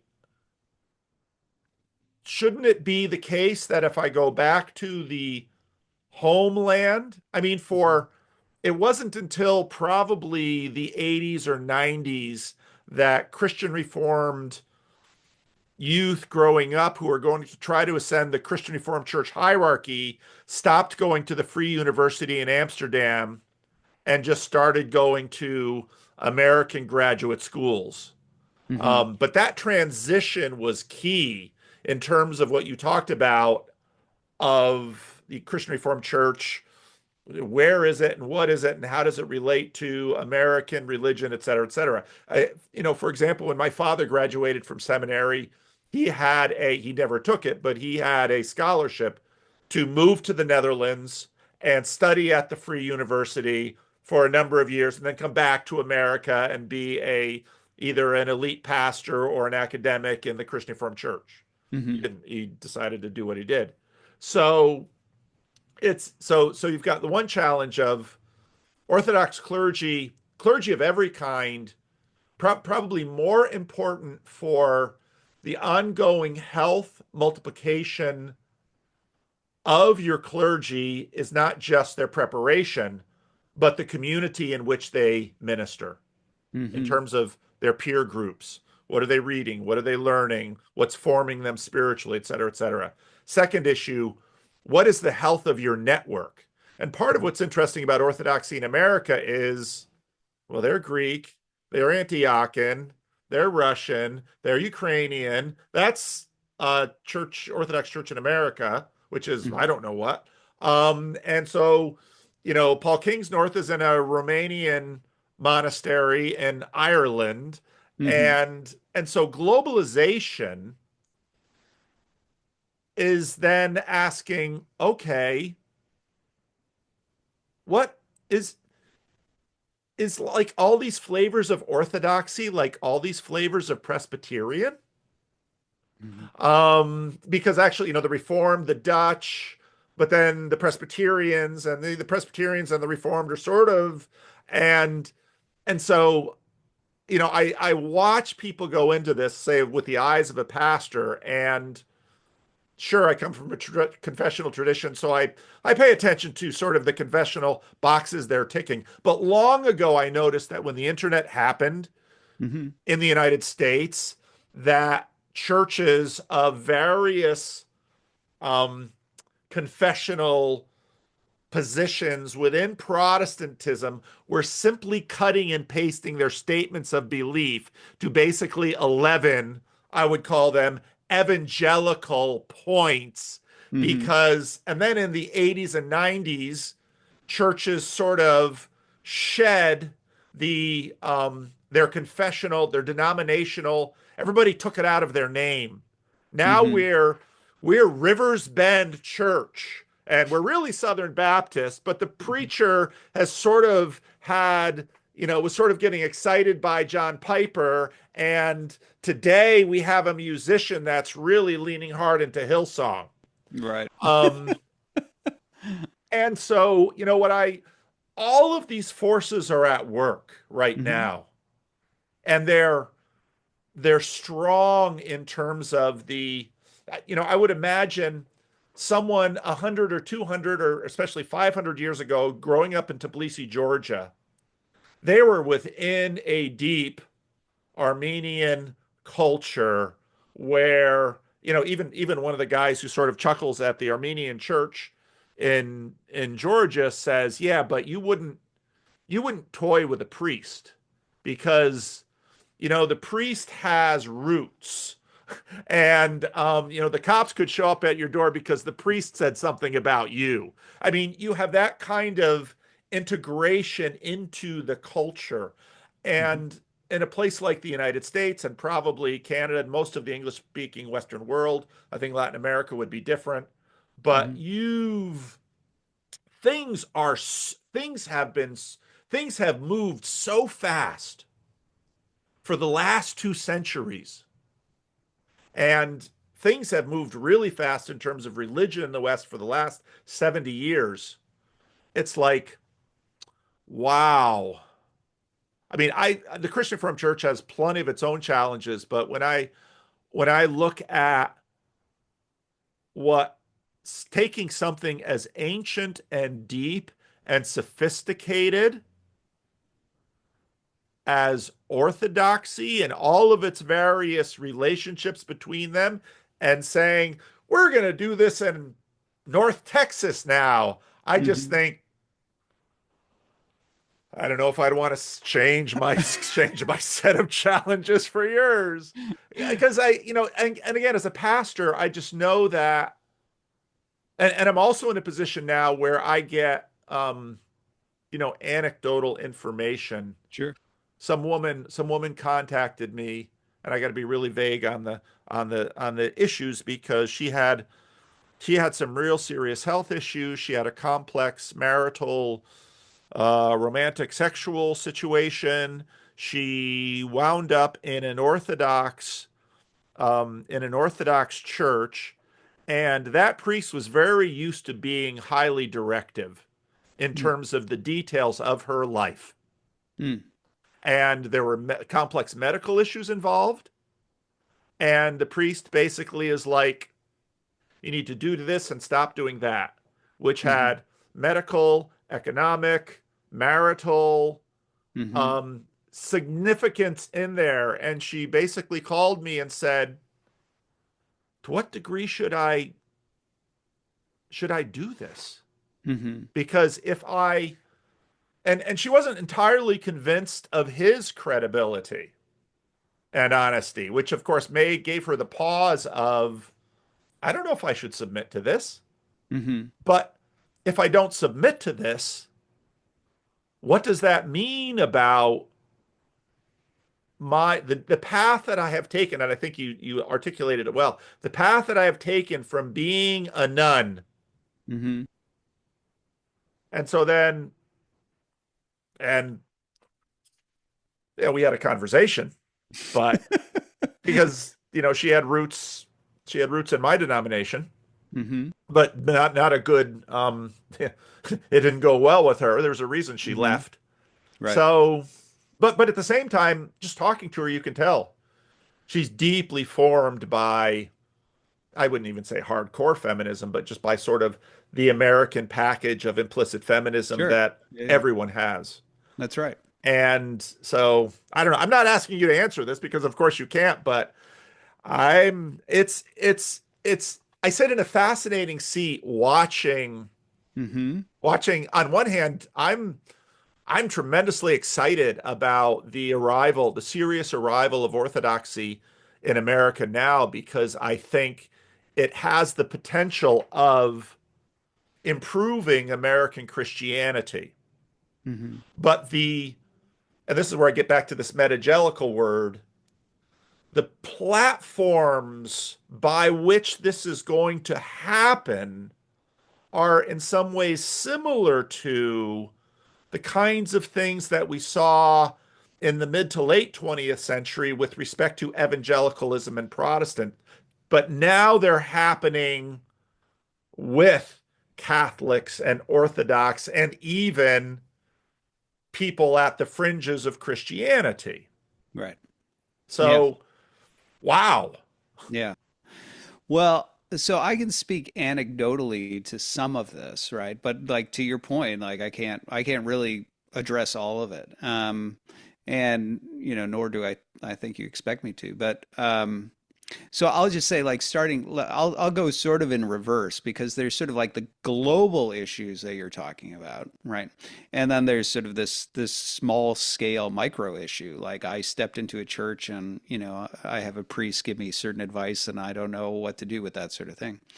And I think it's interesting because you do see Not advice, direction. direction. Yes, There's another American thing. yeah, yeah, Is the right, priest giving advice or is he giving direction? I don't right, think you're Orthodox until you understand its right. direction. That's right. Well, and that's the thing, like a big thing with a lot of the church fathers and a lot of the saints, and you start to read the lives of saints and things like that, and you read lives of monks and all of that. You end up getting, that obedience is a big part of spirituality. And a lot of these stories, obedience doesn't always mean that the person directing you is giving you good direction. Right. Right.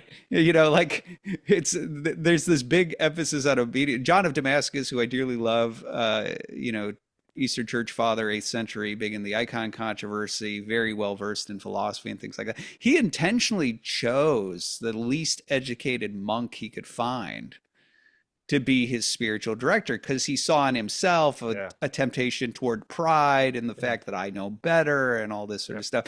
And so oftentimes when you look at some of these weird, and I think this is a thing that, again, speaking of things that are so alien to the Western mind, it's always funny to me that during Lent it's a very common thing that Orthodox converts, or not monks, will read John Climacus's The Ladder of Divine Ascent, which is a rough book. I mean, like if you read this book, like all of the advice on detachments and things like that, like it's very rough. But the funny thing is, the part I don't know how many people notice is in the early part of the book where John is saying, like, I'm writing for monks. Sometimes people in the world come to me and they're like, Father, what should I do? And I'm like, I don't know, try not to cheat on your wife and like go to church. And okay, now let's talk to the monks. And like, it's so funny because right there, like John's admitting this is an instruction for monks. Yeah. Now that's not to say that there's nothing to be gleaned from the ladder for the person who lives in the world and has a job and has a wife and kids or whatever. But it's just to say, like, to somehow read this and think you're supposed to somehow enact this, is a very sort of, you have to actually recognize that it's speaking toward a specific group. And also, again, there's a tendency, and I think this is sort of like the deontological tendency in Western Americanism, where we as sort of products of modernity, we're accustomed to, there is an abstract rule that applies to everywhere, everyone, in all circumstances, period. And we're always looking for that abstract rule. And so much of like Orthodox spirituality doesn't operate that way. They recognize that monks have different callings and different duties and things like that, and that's one path to salvation. And you, as a father, you have a different path available to you. And then there's people who are oddly called to be like fools for Christ. And no, you're not supposed to act like that. That's a unique sort of thing that, that path that they're on.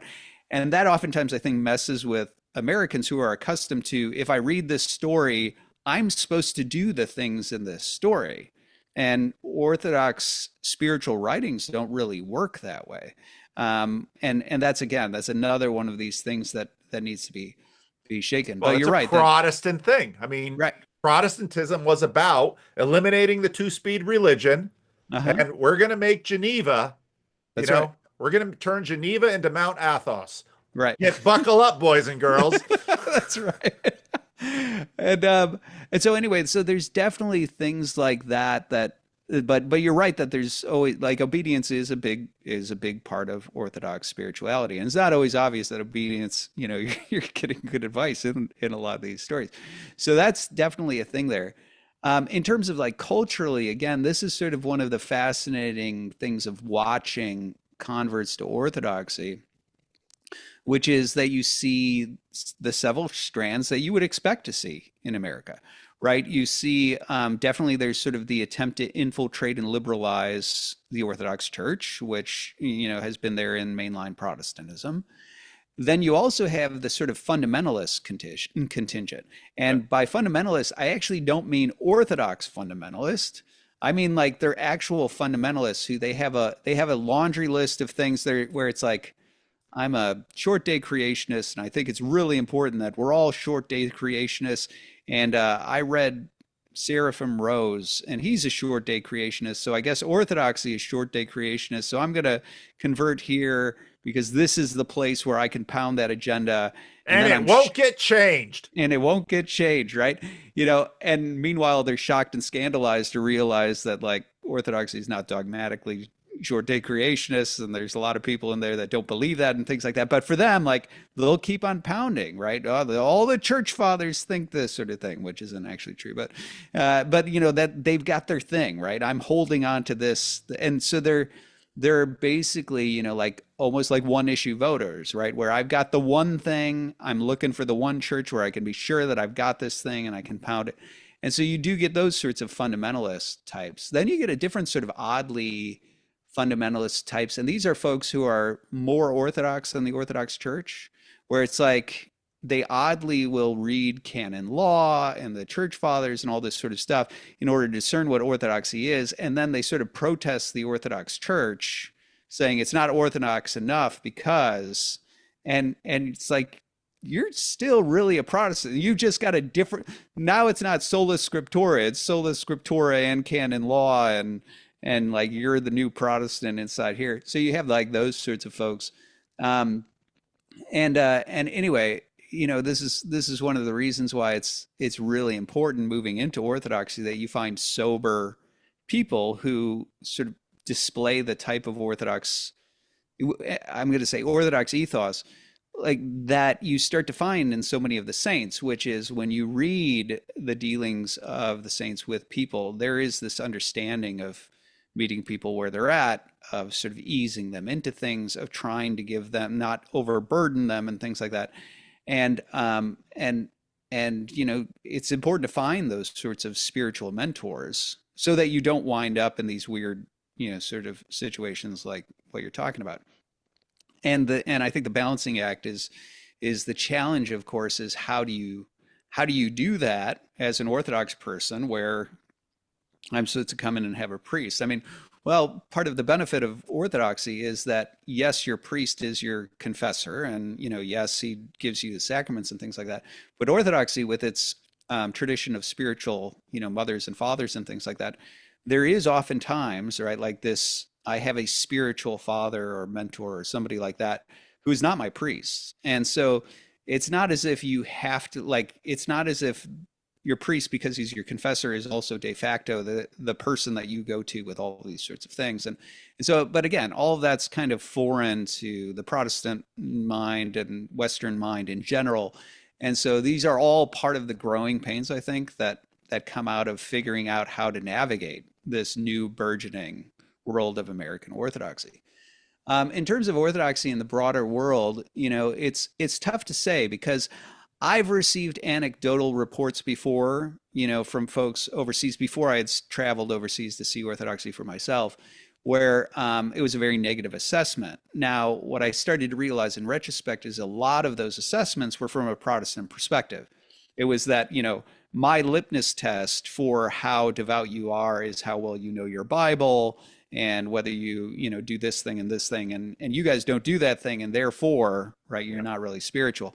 And so I realized that there was something tainted about the report. It was reflective of a certain perspective, but I still went overseas expecting to find a lot of sort of dead orthodoxy. And I will say, now this might just be because of the ways in which I've traveled overseas. That is not what my experience was. Again, speaking anecdotally, but my experience I developed a relationship with Mount Athos, right? So I was brought over to Vadopedi Monastery by the monks. I had that encounter there. I was sent to Cyprus, with the Belt of the Virgin Mary to go on a pilgrimage with a bunch of monks, and saw the ways in which all the people of Cyprus called off work and school and flooded the streets to come venerate and participate in the liturgy. I saw, I went to Crete where I met people who, had deep ties to, martyrs and, revolutionaries and things like that, where it was all sort of very thriving. So I had a very different experience. My experience of Orthodoxy all throughout like Crete or Cyprus or in Athens or on Athos was obviously thriving. That could be based on the fact that I'm being brought around by Athos, and so I'm encountering the people, Sure, right, who are devout. it's And their network. had I dropped in out of the sky, out of nowhere, and just sort of went around, maybe I would have a very different impression of that sort of thing. So it's tough, right? I'm just speaking anecdotally that I've seen that. Also, it's also complicated because of when you start to go onto this global stage, you start to get factors like the Bolshevik Revolution, right? You have there is a very real. We are still living in the wake of a communist, revolution that went ahead and like tried to wipe out all Christians and implant, operatives and all this sort of stuff. And I don't think that doesn't change overnight, right? Like you don't just decimate an entire Christian culture and replace it with state operatives and like kneecap their ability to train their people and keep them in ignorance. And somehow just because like, the Soviet Union falls or something like that, now all of a sudden, like they're all educated, thriving, practicing Orthodox. And so I think and then also you have these really weird things like our Department of Defense financing schisms because they think it's advantageous. Lord have mercy. I mean, like, on the global scale, you get into these weird factors where it's like, I don't even know what to do with those, right? Like other than, to not judge them and just sort of say like with so much of orthodoxy, and I think this is a very real Orthodox perspective. So much of orthodoxy is, well, give it 100 years. Like, you know, many of the heretics, one of the reasons heresies have trouble getting rootedness in orthodoxy is because it takes so long that by the time anything would change, the heretics are dead. They just sort of it just outlives. When you operate by carrier pigeon, it's hard for things to It's hard to get a move too meme quickly. going with by Right, carrier pigeon. right, right.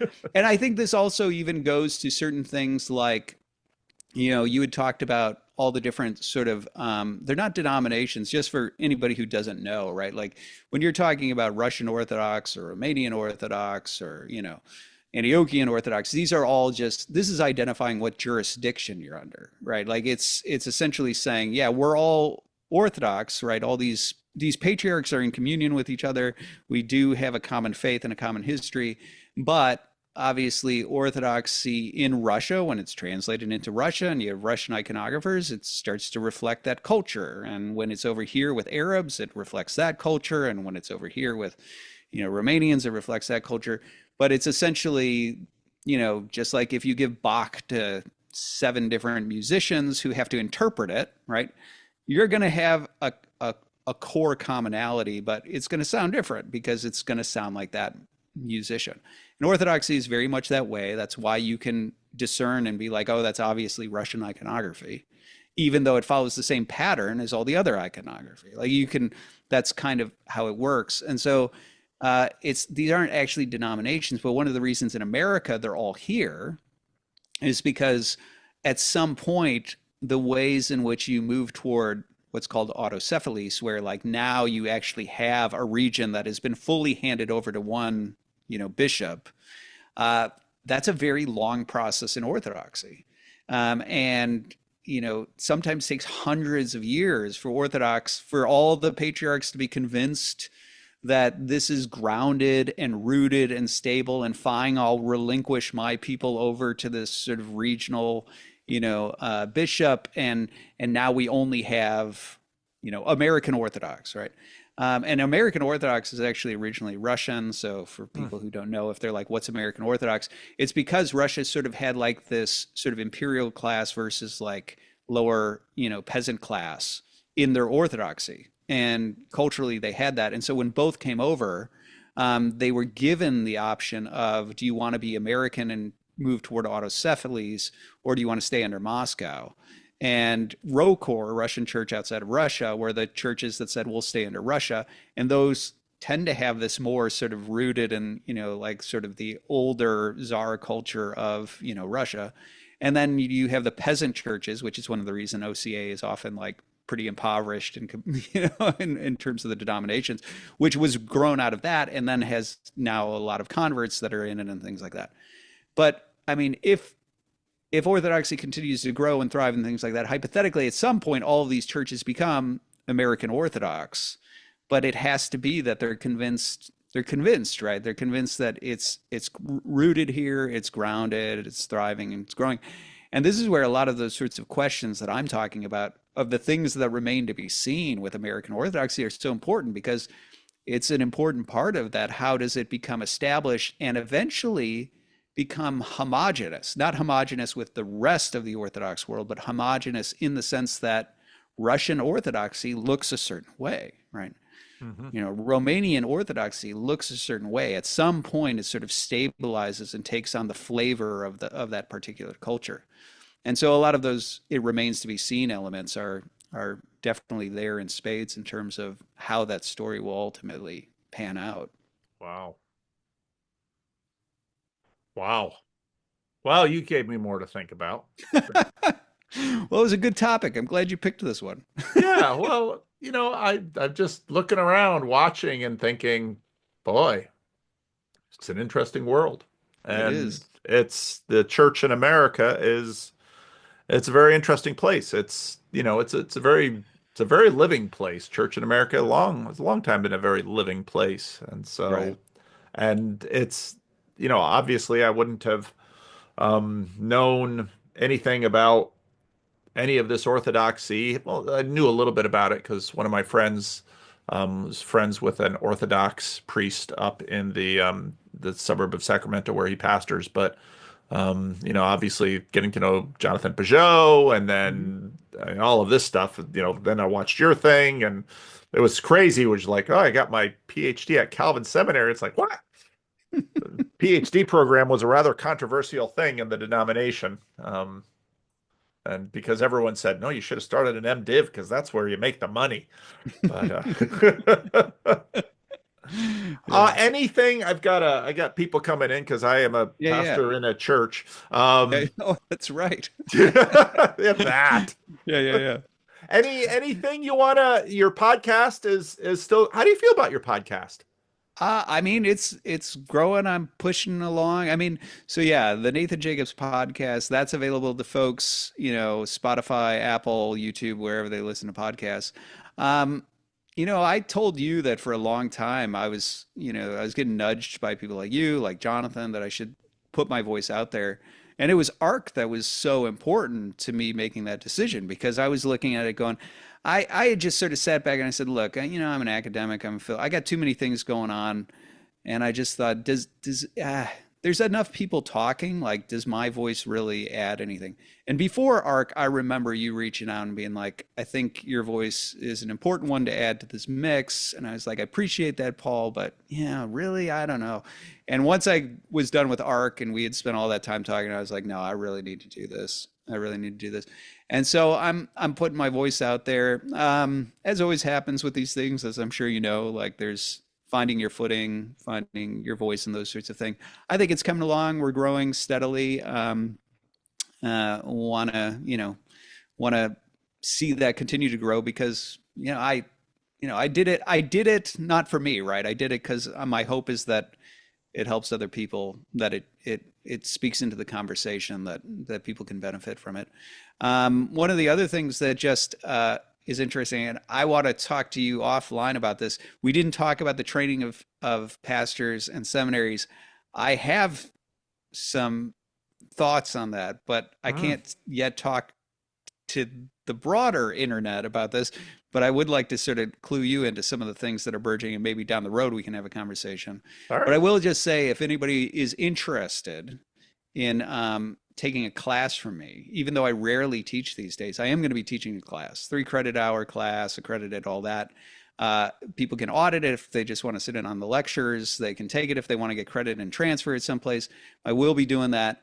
What the class is, that's still to be determined. But with the episode I just dropped today, the Mary episode, there is a link to a survey where I'm giving 6 options for the class. And that's Mm. because I'm going to teach the class the people are most interested in. So if you're potentially interested in taking a class from me or just sitting in on the lectures, Is this going to go be there. online? Where's this going to be?